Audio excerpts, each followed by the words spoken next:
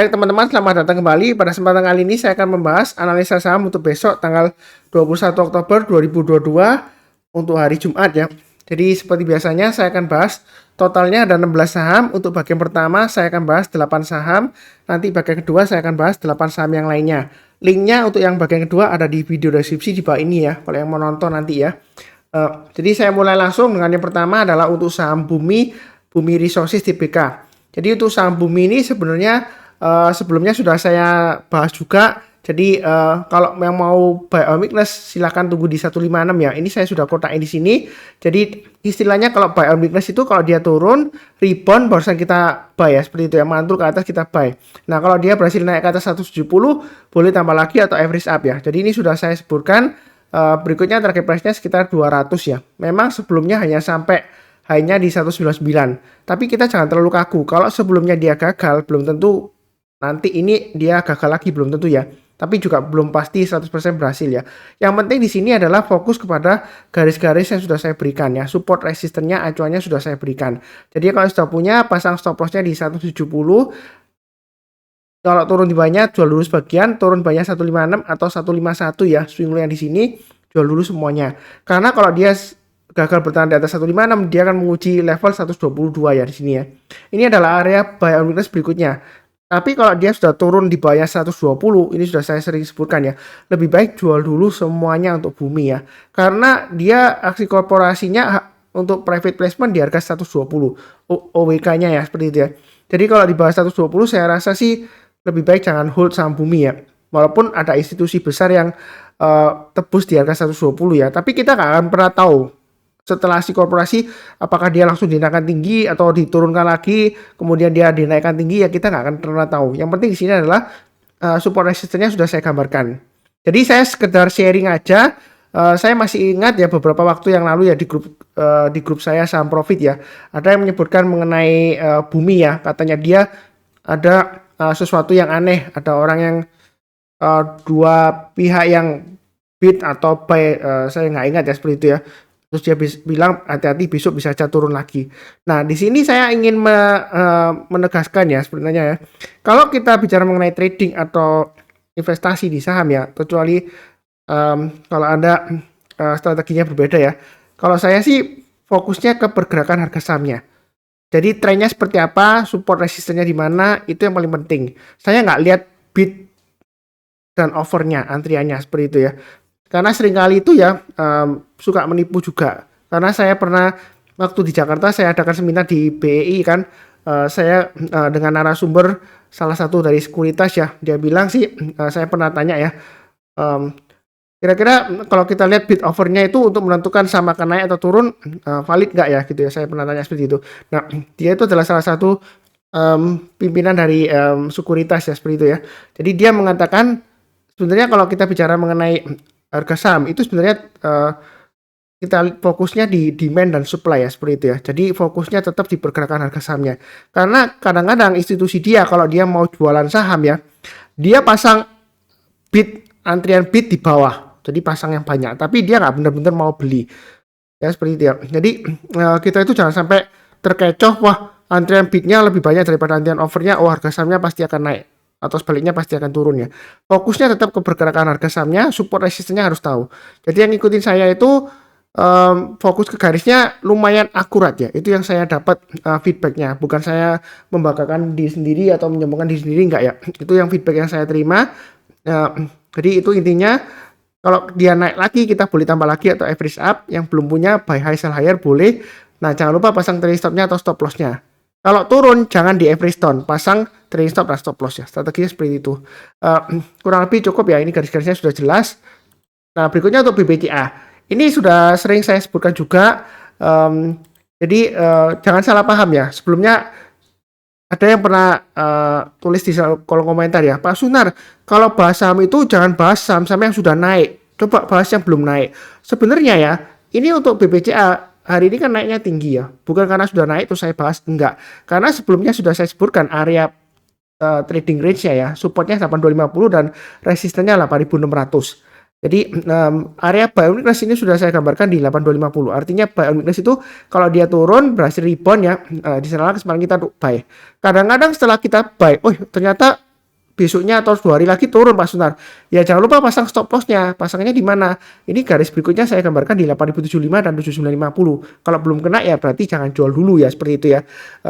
Tapi kalau dia berhasil naik lagi, kita boleh tambah lagi atau average up setiap kelipatan Rp50 atau Rp100. Nah, posisi sekarang dia akan menguji 8.600. Kalau dalam minggu ini dia berhasil breakout ke atas 8.600 sampai dengan minggu depan, dia masih ada peluang untuk naik sampai ke 9.000 atau bahkan ke 10.000 masih ada peluang. Itu untuk BBCA. Ya, seperti itu ya. Jadi jangan terlalu takut ketinggalan atau ketinggian seperti itu ya. Jadi kalau mau buy sekarang, apakah ketinggalan Pak Sunar atau ketinggiannya? Itu pertanyaan yang sering saya dapat. Saya di sini fokusnya kepada trennya. Kalau kita lihat dari BBCA ini trennya memang masih sideways, tapi sideways-nya itu bagus di jalur uptrendnya. Dia masih menguji area resisten 8.600 kurang lebih ya. Ini gambar garis yang sudah saya berikan. Kalau dia berhasil breakout, kita boleh buy. Yang mau buy silakan buy high sell higher ya. Jadi kalau breakout kita buy, yang mau tambah lagi silakan. Nah, Pak Sunar, jangan-jangan nanti naik ke atas 8.600 dia turun lagi ya. Ya kita nggak akan pernah tahu. Jadi yang penting di saham itu adalah kalau kita sudah buy, itu pasang trailing stop dan stop loss. Yang penting support resistennya sudah tahu kita ya. Resikonya sudah diukur. Jadi jangan sampai kita takut, wah ketinggalan ini, seperti itu ya. Enggak ya, seperti itu ya. Jadi itu sudah sering saya sebutkan, walaupun Anda beli di bawah ya, ketika saham itu downtrendnya kuat banget, kemudian sideways ya, pikiran Anda mungkin, wah dapat murah ya, nyicil di bawah. Setelah Anda beli, itu belum tentu langsung naik juga kan. Kan bisa aja tiba-tiba turun lagi ke bawah. Ya seperti itu. Beli di tengah-tengah juga sama. Dia bisa aja setelah Anda beli, kemudian sorenya atau 5 menit kemudian atau 1 menit kemudian atau 1 detik bahkan ya, itu bisa aja tiba-tiba turun lagi ya. Selalu pasang trailing stop atau stop loss sesuai trading plan-nya masing-masing ya. Itu salah saya. Jangan terlalu terbawa emosi, takut ketinggalan, terus takut ketinggian. Enggak ya. Yang penting tahun trennya seperti apa, fokus ke support resistennya. Ini gambar garisnya sudah saya bantu ya. Mudah banget trading gitu sebenarnya. Asalkan kita itu fokus ya. Sabar, fokus, dan disiplin. Kurang lebih seperti itu ya. Ini masih ada peluang. Kalau misalnya takut Pak Sunar ya, tunggu aja area buy on weakness lagi di 8250. Artinya kalau misalnya dia koreksi lagi di bawah 8250, kita belinya jika dia sudah berhasil rebound mantul ke atas ya. Jadi menjelang penutupan atau besok paginya, kalau dia rebound mantul ke atas ya kita barusan buy ya. Seperti itu ya. Kalau nggak dikasih, kita buy high, sell higher. Ya seperti itu ya. Sebelumnya ada yang tanya ke saya, Pak Sunar, kalau trading breakout itu resiko atau enggak ya? Yang penting adalah kita sudah tahu strateginya, yaitu ya. Kurang lebih sih cukup ya. Oke, berikutnya untuk saham Telkom. Nah, saham Telkom di sini, ini sudah saya gambarkan juga area buy on weakness-nya 4.200 sampai 4.300. Artinya kalau dia koreksi di bawahnya 4.300 ya, dia akan testing 4.200. Tapi begitu dia berhasil rebound lagi mantul ke atas 4.300, di sanalah kesempatan kita untuk buy. Ya kalau kita perhatikan di sini, ini memang dia penutupan dia gap up ya 4.350. Sebelumnya dia hanya sampai 4.330-an, tapi kemudian kan turun ya, ekornya panjang, tapi kemudian dia ditutup gap up. Apakah masih bagus? Masih cukup menarik ya selama dia bertahan di atas 4.300. Pasang stop loss-nya kalau dia turun banyak 4.200 kita jual dulu ya. Boleh jual bertahap 4.200, jual 50%, kalau turun banyak 4.100 jual dulu semuanya. Ya seperti itu ya. Nah, kalau dia berhasil naik lagi, kita boleh tambah lagi atau average up ya. Jadi kalau dia naik ke atas 4.400, tambah lagi target price-nya di 4.500. Breakout atau naik lagi, kita tambah lagi target price berikutnya di 4650 dan 4840. Itu untuk Telkom seperti itu. Nah, kita buy-nya bertahap aja. Kenapa? Karena pertama, MA20-nya masih mengarah ke bawah. Jadi jangka pendeknya ini dia masih cenderung koreksi ya. Walaupun sebelumnya dia sideways ya. Jadi kita belinya bertahap. Kalau naik kita tambah lagi atau average up. Kalau turun jangan di average down, pasang trailing stop-nya atau stop loss-nya. Itu strateginya seperti itu. Ya ini mudah banget kok ya seperti itu. Kalau trading ikutin saya itu tinggal pasang automatic order, nggak perlu dilihatin setiap hari. Nanti jadi stres ya seperti itu ya. Pasang automatic order, buy dan nanti automatic order sell untuk pasangan trailing stop dan stop loss-nya. Kurang lebih cukup ya. Oke, berikutnya untuk BBRI.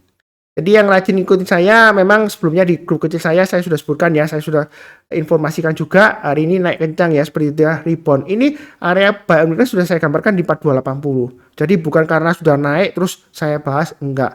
Kenapa saya bahas? Karena ini masih bagus, kalau yang mau buy silakan. Nah, misalnya, oh Pak Sunar, besok kan hari Jumat Pak Sunar, tanggal 21 Oktober ya. Hari Jumat kan biasanya hari take profit nasional. Kalau Kamisnya naik tinggi, Jumatnya pasti koreksi. Sebenarnya sih belum tentu juga ya seperti itu ya.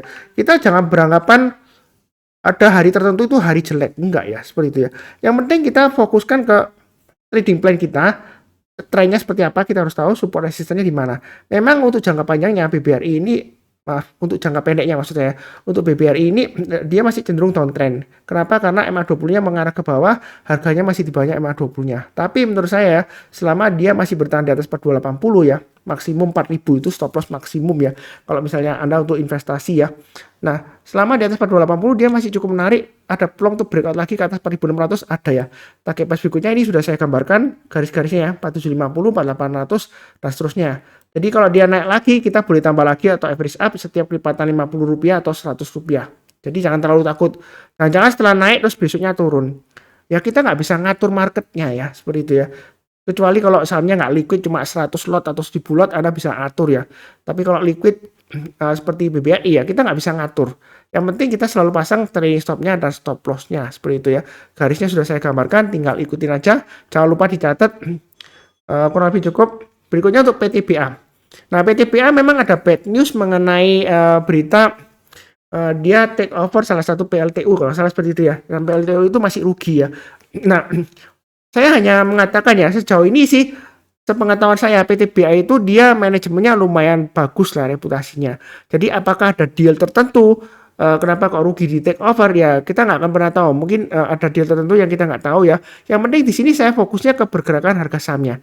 Jadi ini area buy on weakness-nya untuk PTBA ketika dia koreksi ini sudah saya gambarkan di 4130, 3930 dan 3710. Ini area paling bawah. Tapi kan saya sudah sebutkan kalau dia turun di bawah 3710 jangan buy on weakness lagi karena dia pasti downtrendnya strong ya. Nah ini sudah rebound 2 hari ini. Apakah boleh buy? Boleh. Tapi buy-nya jangan terlalu banyak. Kenapa? MA20-nya mengarah ke bawah dan harganya itu masih jauh di bawahnya MA20-nya. Jadi kalau buy boleh aja tapi jangan terlalu banyak. Buy-nya bertahap. Kalau dia naik kita tambah lagi atau average up. Boleh setiap kelipatan Rp100 atau nyicil-nyicil pelan-pelan ya setiap kelipatan 50. Jadi kalau naik kita tambah lagi. Tapi kalau turun jangan di average stone ya. Jangan di average stone kalau turun. Karena dia sudah mulai turun ke bawah. Jadi kalau naik kita tambah lagi average up. Ya seperti itu ya, bertahap aja. Cukup untuk PTBA. Berikutnya untuk BMRI.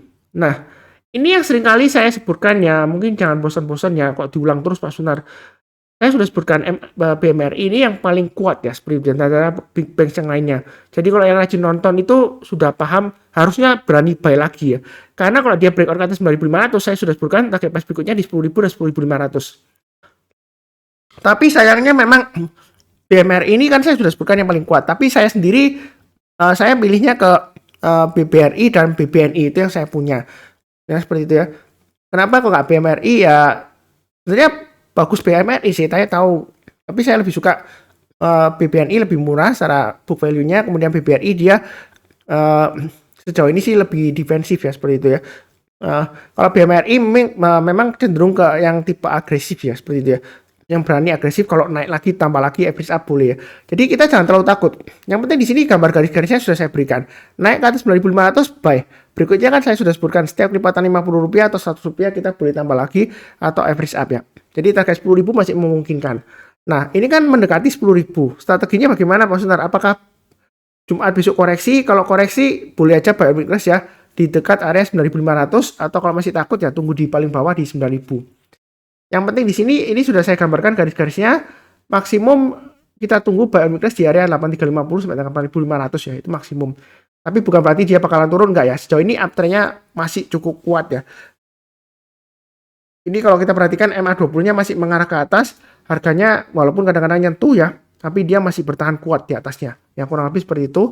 Jangan terlalu takut ketinggian atau ketinggalan, enggak ya, karena uptrendnya masih cukup bagus. Nah, misalnya kalau dia breakout ke atas 10.000, boleh nggak Pak Sunar yang belum punya buy? Boleh ya. Target berikutnya 10.500.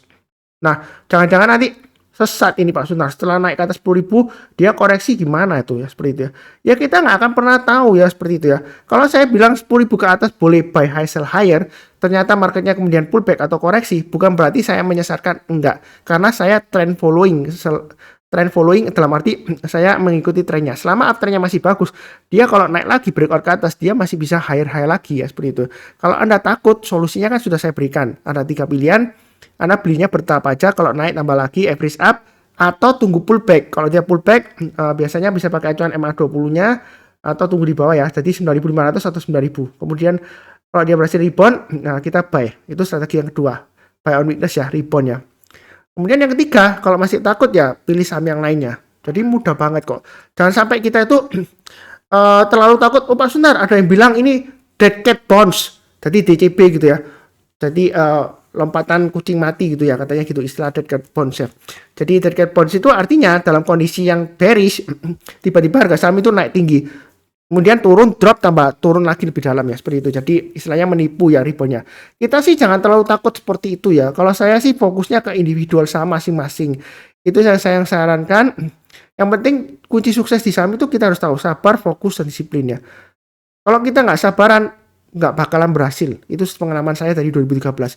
Nggak fokus, dalam arti Anda sudah pegang saham yang bagus, fundamentalnya bagus, trennya masih bagus, Anda disenggol teman Anda, beli saham ini loh bagus, atau ikutin ini rekomendasi sahamnya ini ya, seperti itu ya. Nah terus akhirnya saham yang bagus itu Anda lepas, Anda ikutin yang teman Anda yang naik-naik tinggi. Kemudian setelah Anda beli memang profit, tapi nggak lama lagi turun lagi karena banyak yang take profit ya, karena sudah naik tinggi. Nah saham yang Anda hold itu tiba-tiba breakout naik ke atas, Anda nggak berani buyback kalau Anda sudah jual. Karena kenapa? Anda pasti berpikiran, wah itu sebelumnya saya tunggu lama sideways karena malah nggak naik-naik kan, ini breakout. Ya nanti kan turun lagi, jadi tunggu di bawah lagi, pengen buyback ya. Ternyata dia ditinggal naik lagi ya, seperti itu ya. Nah kita jangan sampai punya mindset seperti itu, karena kita nggak fokus ya, seperti itu ya. Yang ketiga, disiplin ya. Jadi disiplin itu harus pasang stop loss atau cut loss ya. Tapi juga disiplin buyback. Kalau dia uptrendnya masih bagus ya, kena trailing stop atau stop loss. Tapi begitu dia rebound lagi, mantul ke atas, kita cek. Pertama cek trennya masih bagus ya. Salah satu acuannya adalah MA20 ya. Kita lihat. Kalau dia breakout lagi higher high, kita boleh buyback ya, seperti itu ya. Kita lihat volumenya apakah mendukung atau tidaknya. Volume itu untuk konfirmasi ya.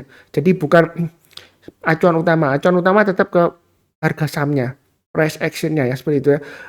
Ya kita jangan terlalu takut. Yang penting kita harus disiplin ya, itu yang paling penting ya. Kurang lebih sih cukup ya untuk BMRI. Oke, berikutnya tuh Adaro. Adaro sudah saya sebutkan ya. Saya masih hold, memang masih minus sebelumnya. Jadi minus saya sudah hampir positif sedikit ya, tapi masih belum ya.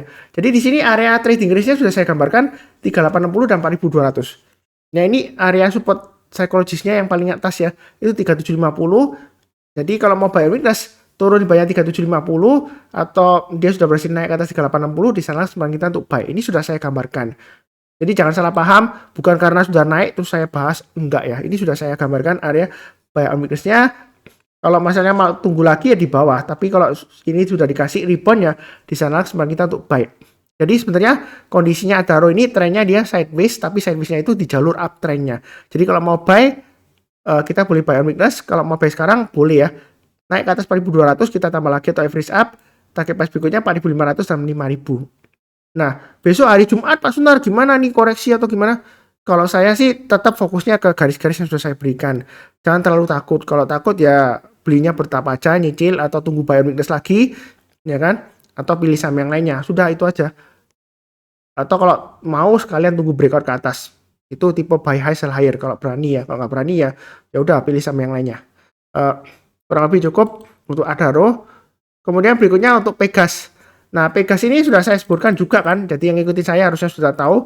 Nah, ini target price 1.500 sudah tercapai. Nah, ini ekor panjang ke atas Pak Sunar. Kira-kira gimana?